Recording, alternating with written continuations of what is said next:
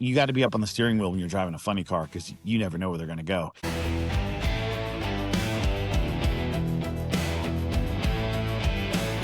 One degree of separation. The lines all cross, the stories align. 1 degree of separation. Who's the next? You'll know in time. Welcome to the second episode of the 1 Degree of Separation podcast. I'm your host, Ryan Murphy. This is the podcast that proves the theory of 6 degrees of separation and explores how we're all connected. Each season, I'll begin with one fascinating guest from my personal contacts, who after their interview will recommend someone from their own contact list. This creates a chain of connections and incredible stories. Follow along on your favorite podcast platform and social media at 1 Degree Pod. Today, we've got a guest who is a businessman, a former powerlifter, and a new father. Referred to us by my good friend Elon Warner in episode 1, he currently tames a 12,000 horsepower nitro-fueled beast that could go from 0 to over 330 miles per hour in less than 4 seconds. Please give a warm welcome to the driver of the Jim Dunn Racing Funny Car, Buddy Hall. Thank you so much for having me, Ryan. I appreciate that. And that the intro sounds pretty fancy. I really don't. I guess I don't realize I wear all those hats, so I appreciate that great intro. Well, speaking of all those hats that you wear, running a business, driving a funny car, being a father, which do you find most challenging? The most challenging part is juggling it all properly, and trying to, there's no such thing as balance in life, right? I mean, you got to give 101% to every category. So, just during those times that I'm involved in that particular thing, then I'm giving that 101%. So, it's all a challenge.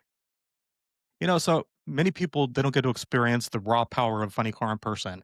You get to experience it right from the cockpit, right in the driver's seat. Explain to people what that feeling is like.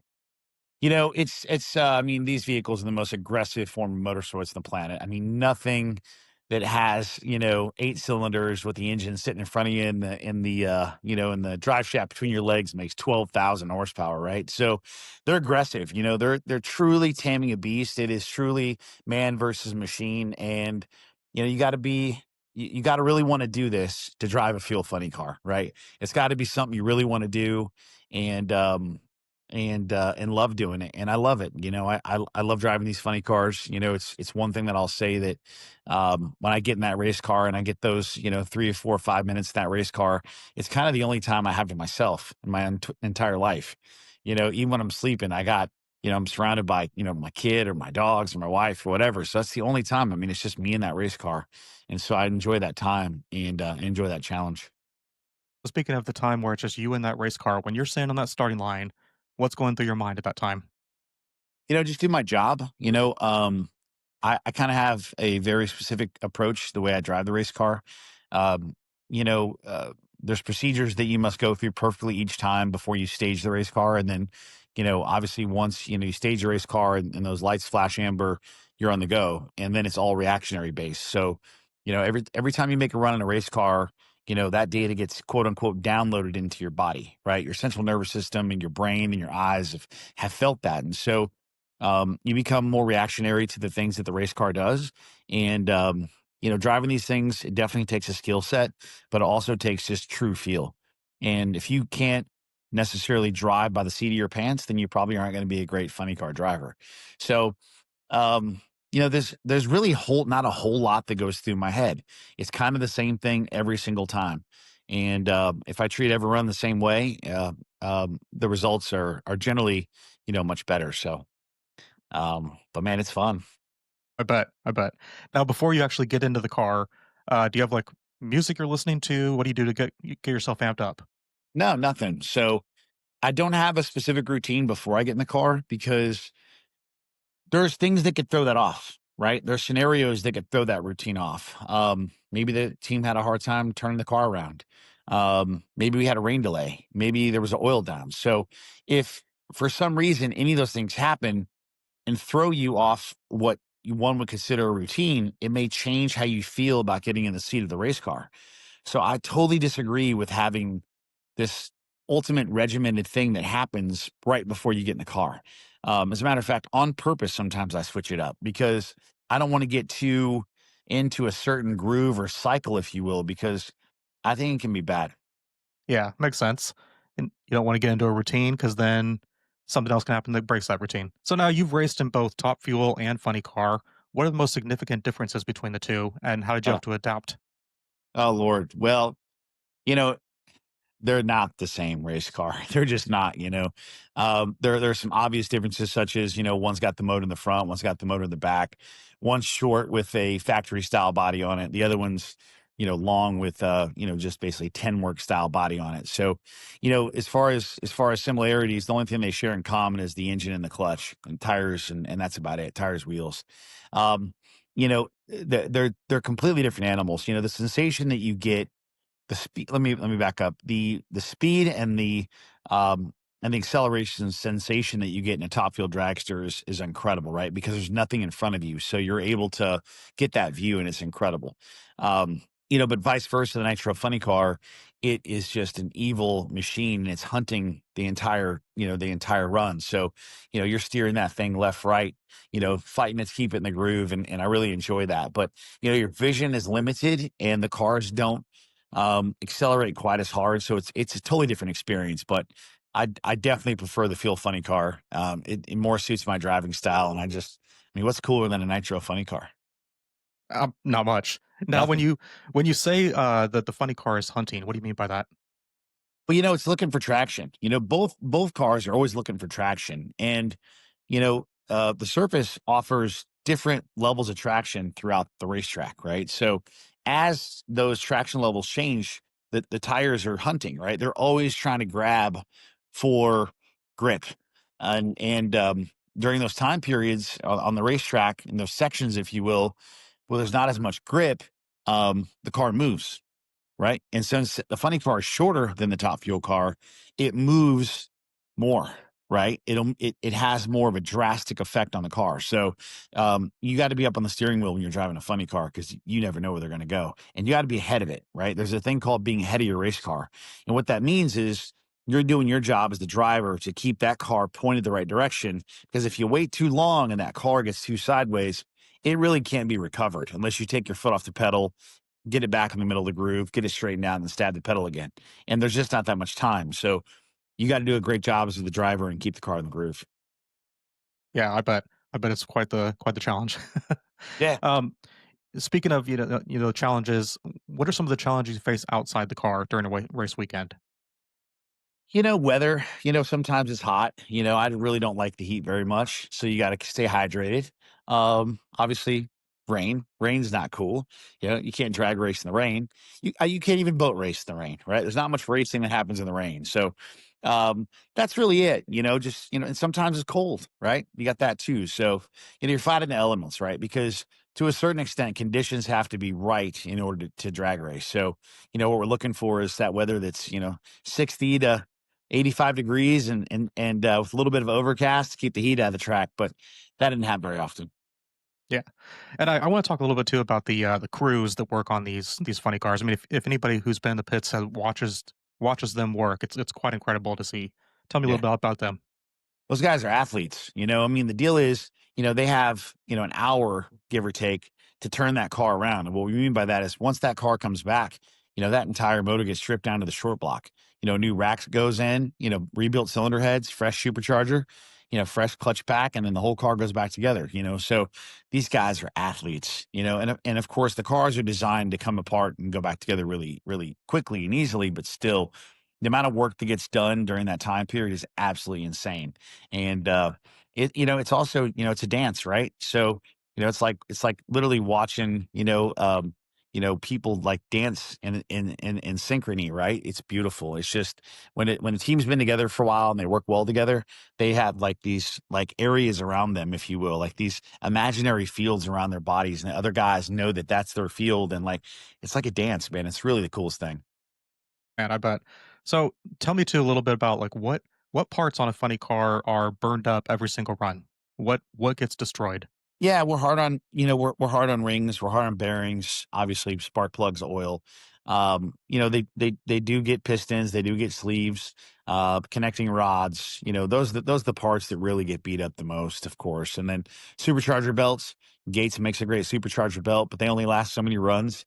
and the Teflon strips inside of a supercharger. So those are the guaranteed things that are going to every single run, potentially be destroyed and or scheduled to replace every single run. So how long have you been running Funny Car now? Yeah, Nitro Funny Car, 2 years.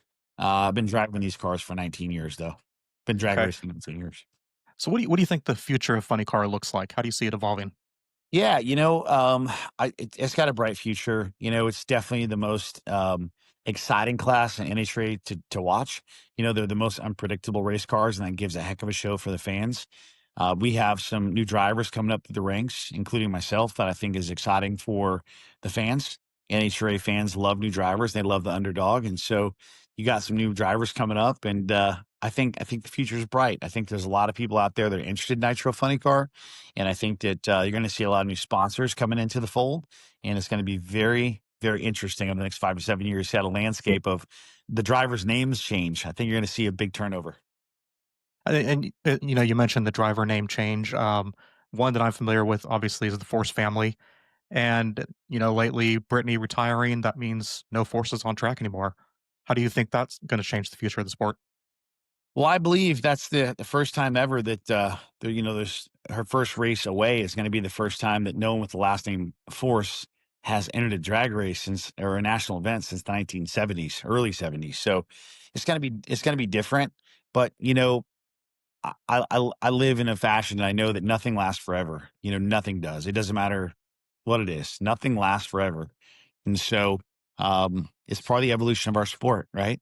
There's other superstars or future superstars out there. They just got to be made, man. They just got to be created. And so I believe that when one door shuts, another one opens, and so maybe it's quote unquote the beginning to end of a certain era, or maybe not. There may be some Ashley's kids that are interested that are coming up and are soon to be of age, or there may be a new superstar that comes out of nowhere in the next 36 to 48 months. You just don't know. So I think it's positive. I think everyone in the world knows that change has to happen. John's getting up there in age, and John had his accident, and Brittany wants to start a family, just like Ashley and Courtney did. So that's just how it goes. It's part of being a human being. You're a third generation drag racer. Tell me a little bit about your family's history in drag racing. Yeah. So my family started in the 1950s, 1956, we think. It was my great uncle, and he was just kind of one of those hot rod guys back in the 50s, and decided to take a 48 Anglia and put a big block Chevy in it and take it to the racetrack. And that's just kind of what it was. And then, my dad and my uncle started going with him, and then they caught the bug, and so it goes, right? But really it's not just the racing side. On my mother's side, my grandfather, he was a big hot rod guy. He built the hot rods. Um, so I really have this car thing coming from both sides of my family. So I was doomed from the word go. When I was a kid, it was, BMX bikes and remote control cars and anything like that I could possibly, have that was, car and or had wheels on it or steering wheel or whatever. And it's just in my blood. Um, if it's not a race car, it's been a motorcycle or it's always something extreme. And I think it all comes from family background, right?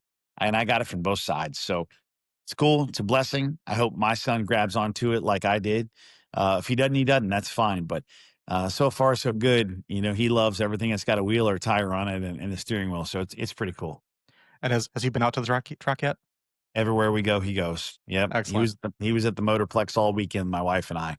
This weekend kicked off the Stampede of Speed and the Texas Invitational, and we have a car we rent out of my shop down there. And James Day drove it for us. I'm still recovering from a hand injury, and he did a great job. And my wife, my son were there all weekend. That's who we are. It's what we do. Nice. Because obviously you grew up around the track your entire life as well. Mhm. So now you're just Yep. kind of passing it along to the next generation. That's Yeah, awesome. and my wife's family, they're in the drag racing community. Oh, Her late grandfather Jim Livingston, he owned Woodburn Dragway up there, drag strip up there in Oregon, Woodburn, Oregon. Her uncle, Jay Livingston, he's the former owner of National Trail in Columbus. Hmm. And so it's from both sides of the family. I'd say my son is doomed as well, but that's okay. There's bigger problems a kid can have than that. So it's all good. So now I want to talk a little bit about your time before you were drag racing, and I know you were a top five power lifter, and I'll admit I know nothing about that world. Kind of give me an explanation of what exactly that is. You know, Competitive powerlifting consists of bench, squat, deadlift, and you have to do all three of those in the same day. It's grueling, and a ton of mental and physical discipline. And I think that it's helped me a ton in my business career, especially, but then also in racing. Right? I mean, I could make a lot of comparisons. To driving an nitro funny car that I do in powerlifting, right? They're a direct crossover. I know it sounds crazy, but they are. They're very similar in a lot of ways, right? And both take a lot of discipline, a lot of patience. You got to have the burning desire to win in both those. And if you don't, you're not going to last. It's just that simple. Tell me a little bit about some of your accomplishments when you were doing that. Oh man, it was vast. I like extreme things, right? I mean, I go from bench pressing, 700 pounds to driving a nitro funny car. So I do like extreme things. There's no question about that. Um, but yeah, it was a good time in my life.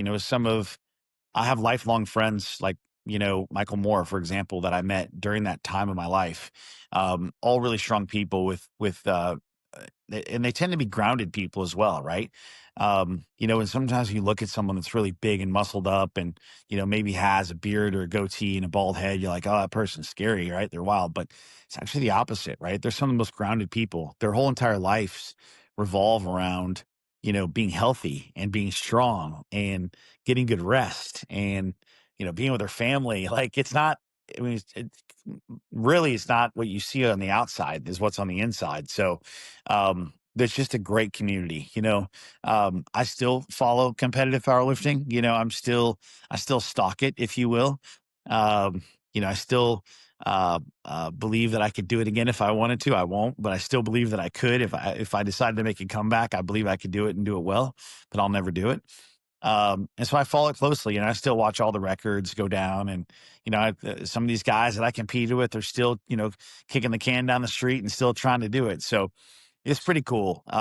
Again, I'm thankful for that. And that time period in my life, it gave me so much discipline, right?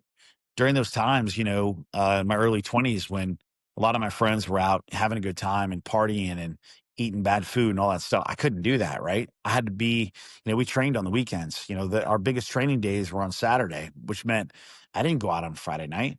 I'd get home from work and, just fill myself full of calories and go to sleep so I could wake up the next morning and perform at a high level. So, it taught me a ton of discipline. And I mention that quite frequently when I'm talking about my business career, because, being an entrepreneur means discipline. It means, I got no one to tell me what to do, right? There's no one that checks in with me every morning to make sure I'm working. I got to do it myself. So it's the exact same thing with competitive powerlifting, right? There's no one following you around, making sure you're eating the right food. There's no one following you around, making sure you're resting and sleeping and icing and all the things you got to do. There's no one around to make sure you're at the gym 4 days a week for 2 hours at a time.